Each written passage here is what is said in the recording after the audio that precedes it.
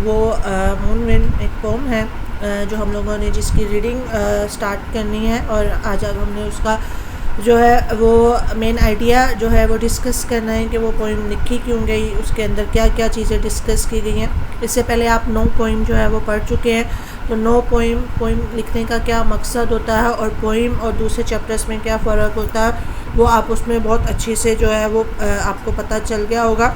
ये हमारे सिलेबस की 3rd पोइम है और आपकी टेक्स्ट बुक में ये पेज नंबर 25 पर जो है वो मौजूद है। और आज हम लोगों ने ये पोइम जो है वो स्टार्ट करनी है। सबसे पहले आपसे पहले भी जब मैंने पहला चैप्टर आपके साथ डिस्कस किया था तो मैंने आपको बताया था कि हमारे हर चैप्टर के शुरू में वर्ड्स टू नो मौजूद होते हैं, और ये हमारे चैप्टर का एक बड़ा अहम पार्ट होता है। किस तरह अहम पार्ट होता है वो इस तरह कि हमारे ऑब्जेक्टिव पेपर में 5 से 7 नंबर का जो पेपर होता है वो यहाँ से आता है। आपके मुख्तलिफ चैप्टर्स के जो वर्ड्स टू नो है वहाँ से आपको जो है वो ये चैप्टर जो ये क्वेश्चन जो है वर्ड्स टू नो का वो आता है। 5 से 7 नंबर का आपको जो है वो आ सकता है। That's why it's very important, और it is very important. And दूसरी जो बड़ी वजह है वो ये है कि अगर आपके पास वर्ड्स टू नो का एक प्रॉपर सिनेरियो, एक प्रॉपर जो है वो अंडरस्टैंडिंग मौजूद होगी तो आपके लिए अगले चैप्टर को, लेसन को समझना इजी हो जाएगा। तो अगर आप लोग चाहें तो ये जो वर्ड्स टू नो है इनको आप एज इट इज़ भी लिख सकते हैं।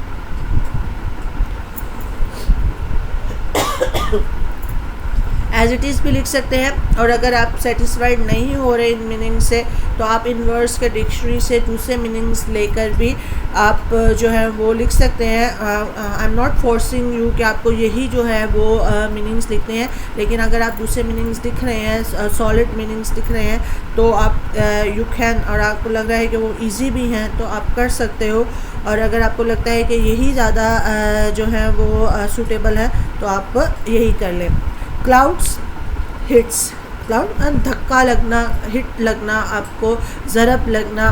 फेरी wheels are giant revolving vertical wheels as seen at fun fairs. आप कभी किसी मेले में, किसी फन फेयर में आप जाते हो, बड़े बड़े व्हील लगे होते हैं, झूले टाइप के बड़े बड़े व्हील्स लगे होते हैं। वैसे लग रहा है कि आसमान पर ही जो है वो झूले जो है वो लटक रहे होते हैं। तो ये उसके बारे में बात करें। अगर आप ये पूरा नहीं कर सकते, अगर आप इसको रिवॉल्विंग वर्टिकल व्हील भी कर लें तो भी ये आपके लिए इनफ होगा, आपका मीनिंग जो है वो क्लियर हो जाएगा। रिवॉल्विंग वर्टिकल व्हील आप कर लेंगे तो आपका जो है वो मीनिंग जो है वो क्लियर हो जाएगा। Flounders, struggles and plunges in mud और वाइल्ड वेडिंग। क्या होता है जब आप इसका मतलब क्या है कि जब आप पानी में चल रहे हो या कीचड़ में चल रहे हो तो जो आपको कोशिश करनी पड़ती है, जो आपको स्ट्रगल करनी पड़ती है, उसको हम लोग डूबना, हिचकोले खाना, इसको हम लोग फ्लाउंडर्स कहते हैं। मार्की, अ लार्ज टेंट, एक बहुत बड़ा टेंट एक बहुत बड़ा tent. Squall, a sudden and violent gust of wind, क्या एक अचानक से और एक तेज़ धार जो आपको हवा का झोंका रखता है उसको हम लोग स्क्वाल कहते हैं। अटर, कंप्लीट, मुकम्मल को जो है वो, ये आपके वर्ड्स टू नो हैं। आप इसको साथ साथ ही लर्न करते जाएं, ये साथ साथ आपके लर्न होते जाएंगे तो आपको कोई प्रॉब्लम नहीं होगी। आप इसको याद करें अच्छे से। अब हम अपनी रीडिंग की तरफ मूव करते हैं।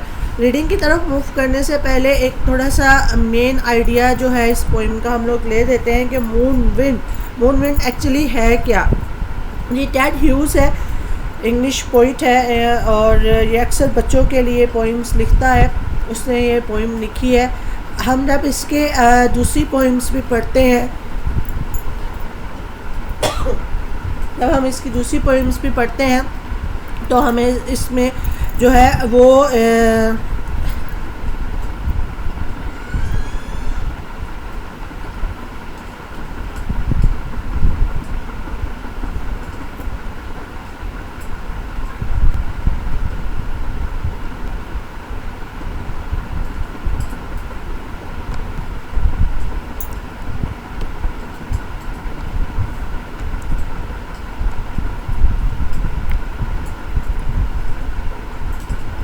जी हम पोइम के मेन आइडिया के बारे में बात कर रहे थे कि ये एक्चुअल में मेन आइडिया हम टेट ह्यूज के बारे में कि हम जब इसकी दूसरी पोइम्स भी पढ़ते हैं तो हम लोगों को नज़र आता है कि ये पोइम्स में रियलिटी को बयान, हमारी आम रूटीन को बयान करने के बजाय, जैसे कि हमारे इर्द गिर्द जो कुछ हो रहा है या कहानियों को बयान करने के बजाय इमेजिनेशन, तसव्वुरात को बयान करता है। जो चीज़ें हमारे जहन में आती हैं, जिस तरह हम चीज़ों को देखकर सोचते हैं, तो उस तरह वो चीज़ों को बयान करता है। इमेजिनेशंस क्या होता है? इमेजिनेशंस वो ख़यालात, वो तसव्वुरात होते हैं या वो आइडियाज़ होते हैं जो इंसान के जहन में होते हैं, और बाज़ुकात और अक्सर औक़ात इन इमेजिनेशंस का रियलिटी से कोई ताल्लुक़ नहीं होता। जो इमेजिनेशंस को लिख रहे होते हैं पोइट, अगर वो आसमान पर बादल की तरफ देखते हैं और आम रियलिटी में, आम ज़िंदगी में तो वो बादल हैं, वो क्लाउड्स हैं,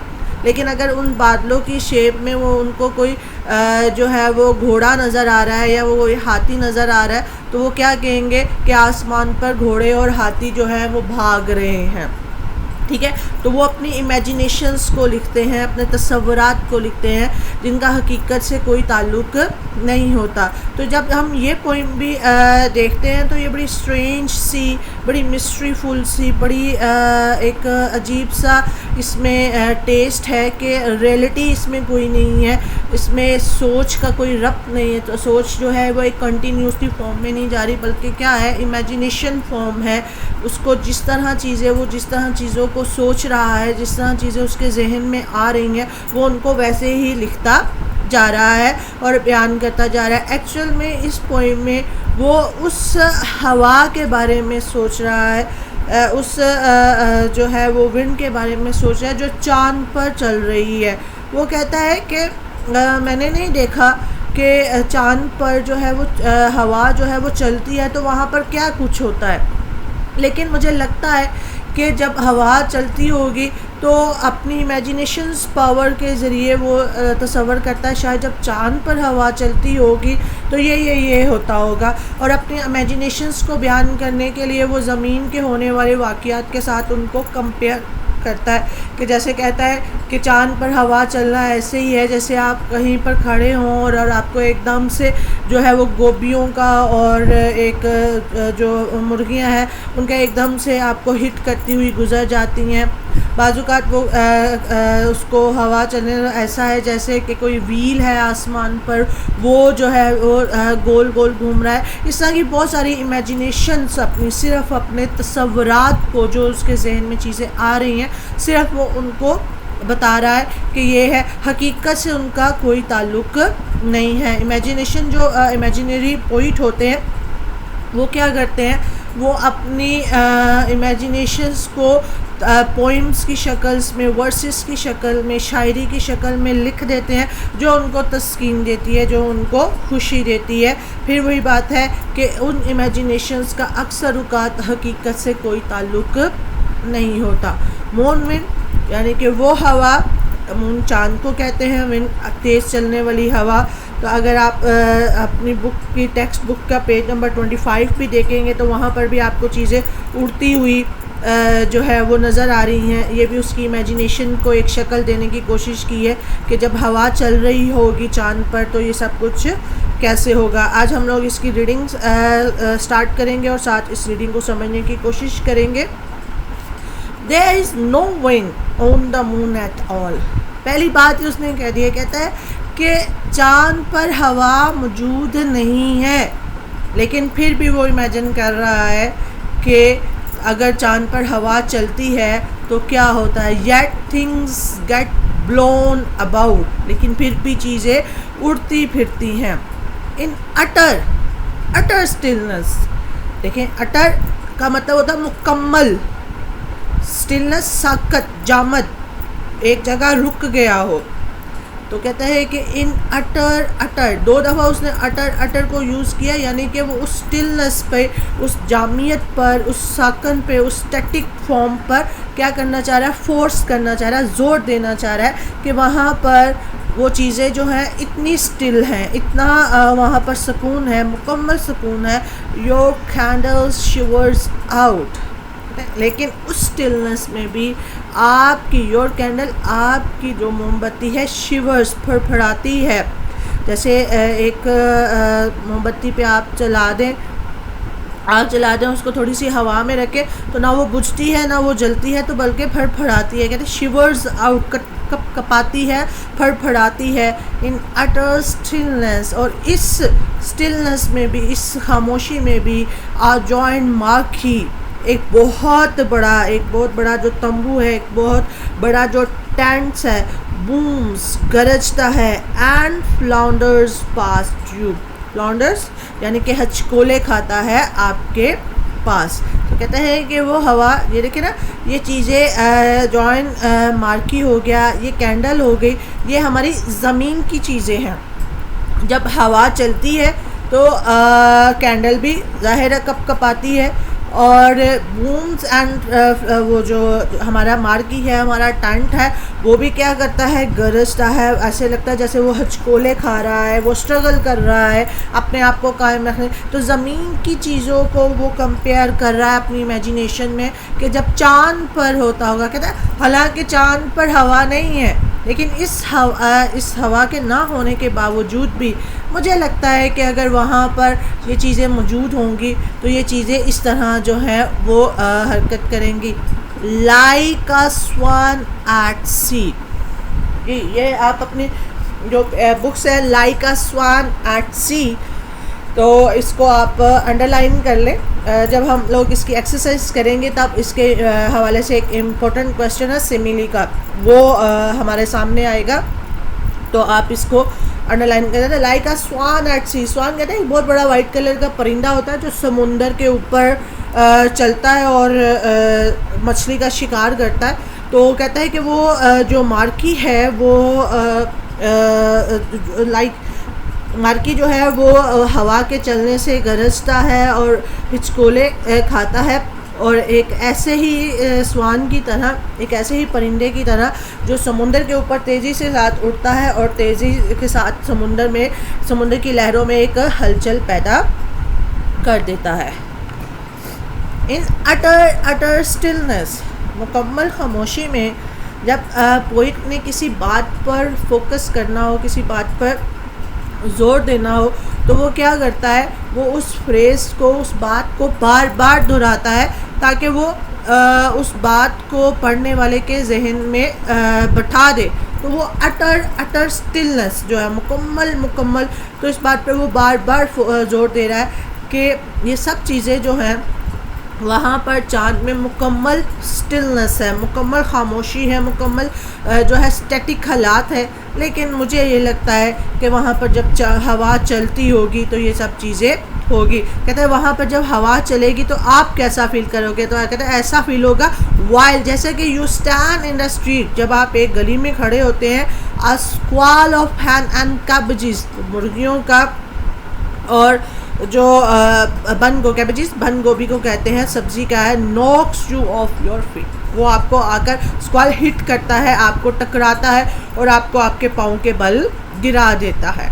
इन अटर स्टिलनेस, और मुकम्मल खामोशी में, मुकम्मल जो है वो जामियत में, वाइल यू स्टैंड अगोग कहते हैं पुरजोश होना, एक्साइटेड होना, जब आप बड़े पुरजोश खड़े होते हो, tearing twisting sheet of pond, और किसी तालाब की जो वो सतह है उसको तोड़ते हुए, उसको काटते हुए, उसमें से गुजरते हवा चलती है, गुजरती हुई हवा चलती है। Clouds you with a frog, और अपने पानी के साथ आपको एक जो फ्रॉग है, एक आपका जो ये मेंढक है, वो आपके साथ आकर हिट करता है। तो आप जैसे हैरान रह जाते हो, परेशान खड़े हो जाते हो। तो कहता हो सकता है कि जब चाँद पर हवा चलती हो तो वहाँ पर भी यही सिचुएशन, यही हालात होते हो। लेकिन बात अपनी इमेजिनेशन को शुरू करने से पहले, अपनी बात कहने से पहले, वो अब जब अपनी बात शुरू करता है तो वो पहले ही कह देता है इन अटर स्टिलनेस। यानी कि जो शायर है वो ना तो मुकम्मल तौर पर इमेजिनरी दुनिया में है, तसव्वुराती दुनिया में है, और ना ही मुकम्मल तौर पर हकीकी दुनिया में है, बल्कि वो क्या करना चाह रहा है, वो हकीकी दुनिया का और इमेजिनरी दुनिया का एक ताल्लुक़ कायम करना चाह रहा है। वो दो वर्ड्स को आपस में मिलाना चाह रहा है। वो उस दुनिया में भी रह रहा है और ये दुनिया भी आपको बयान कर रहा है। अलबत्ता वो एक जो मिस्ट्री है, एक ब्यूटी है, वो उसके ज़रिए दोनों को मिलाकर जो है वो आपके सामने एक पोइम रख रहा है। A camp of caravans suddenly, caravans काफिला, आपने देखा होगा पहले लोग काफिलों की सूरत में, ग्रोह की सूरत में पुराने ज़माने में क्या किया करते थे, सफ़र किया करते थे। तो वो लोग पुराने ज़माने में जब सफ़र करते थे तो जब अपने साथ साथ जहाँ जहाँ रास्ते से गुज़रते थे तो वो क्या करते थे, बहुत ज़्यादा शोर करते हुए मुख्तलिफ़ किस्म के जो है इंस्ट्रूमेंट, म्यूज़िक इंस्ट्रूमेंट है वो बजाते हुए गुज़रते थे और अपने होने का पता देते थे। तो वो सडनली गुज़र जाते थे और वो आते थे एक तेज़ हवा की तरह, तेज़ झोंके की तरह आते थे, शोर मचाते थे और गुज़र जाते थे। तो यहाँ पर भी उस हवा को जो चाँद पर चल रही है उसको वो उस काफ़िले के साथ क्या कर रहा है, कंपेयर कर रहा है कि वो गुज़रता है, शोर मचाता है और गुज़र जाता है। A Ferris wheels bound along the skyline, और ऐसा लगता है जैसे एक बहुत बड़ा जो व्हील है, वो एक व्हील चक्कर है, वो आसमान की सतह पर लटका हो। Like a summer salting giraffe, आप इस लाइन को फिर दोबारा से अंडरलाइन करें, like a summer salting. Summer salting का मतलब होता है कलाबाजियाँ खाता हुआ जिराफा। कहता है कि वो व्हील जो है वो आसमान पर ऐसे लटका होता है जैसे कि हवा पर जो जिराफ है, जो ज़राफ़ा है, वो कलाबाजियाँ खा रहा हो। रूट्स, जड़ें, एंड फाउंडेशंस, और बुनियादें, नेल्स और कील, एंड स्क्रू, और दूसरे औजार, नथिंग कैन होल्ड फास्ट। कहते हैं कि जब हवा चलती है, तेज़ हवा चलती है, तो ना कोई जड़, ना कोई बुनियाद, ना कोई कील, ना कोई औजार ऐसा वहाँ पर मौजूद है उनके जो चीज़ों को मजबूती के साथ वहाँ पर रख सके, वहाँ पर होल्ड कर सके। Nothing can resist the moves that still blast. क्या कि कोई भी चीज़ जो है रेजिस्ट करना, मुकाबला कर सकती, कोई भी चीज़ चाँद पर चलने वाली एक डेड स्टिल ब्लास्ट, कि चल रही हवा, रुकी हुई हवा के साथ जो है वो चाँद का मुकाबला कर सके। एक बड़ी बेरब्त सी पोइम है, लेकिन एक इमेजिनरी पोइम है। एक्चुअली ये इस पोइम के ज़रिए उसने जो है टेड ह्यूज़ ने एक तरह का रोमांस क्या होता है कि एक ऐसी पोइम, एक ऐसी वर्ड्स जिसमें ब्यूटी, जो खूबसूरती है और जो मिस्ट्री है, तजस्सुस है, इन दोनों एलिमेंट को आपस में मिलाकर जब पेश किया जाता है तो उसको हम कहते हैं इट्स अ रोमांटिक पोइम। तो इस पोइम में भी उसने ब्यूटी को भी, जैसे हम कैंप ऑफ कारवांस देखते हैं, समर सॉल्टिंग जिराफ देखते हैं और दूसरी चीज़ें देखते हैं, ब्यूटी को भी और मिस्ट्री को भी आपस में मिलाकर एक रोमांटिक पोइम और एक इमेजिनरी पोइम जो है वो पेश करने की कोशिश की है। और जब उसने बताया है कि जब हमारे जहन में इमेजिनेशंस आती हैं, हम में से बहुत सारे बच्चे होते हैं जिनका दिल चाहता है कि भाई हमारा चॉकलेट का घर हो जाए, ये सारी दुनिया जो है वो चॉकलेट की बन जाए, और इस तरह की ये है कि हम लोग परियों की दुनिया में, ये सब चीज़ें ऐसी हैं जो हमें अच्छी लगती हैं तो हम सोचते हैं, लेकिन हकीकत से इनका कोई ताल्लुक़ नहीं होता, लेकिन ये हमारे दिमाग में मौजूद होती हैं।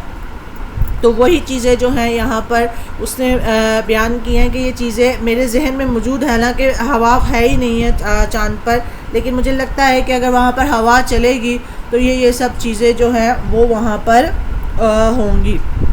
ये आज हम लोगों की रीडिंग, मूनविन की रीडिंग हो गई। इंशाल्लाह in the next chapter lesson हम लोग इसकी जो एक्सरसाइज है उसको कंप्लीट कर लेंगे। होप सो कि आपको चीज़ें समझ में आ गई होंगी। नहीं समझ में आई होंगी, यू कैन कॉन्टेक्ट में, आप मुझसे रब्ता कर सकते हैं। और आप अपना जो है वो क्लियरली जो है वो जो चीज़ें जो कॉन्सेप्ट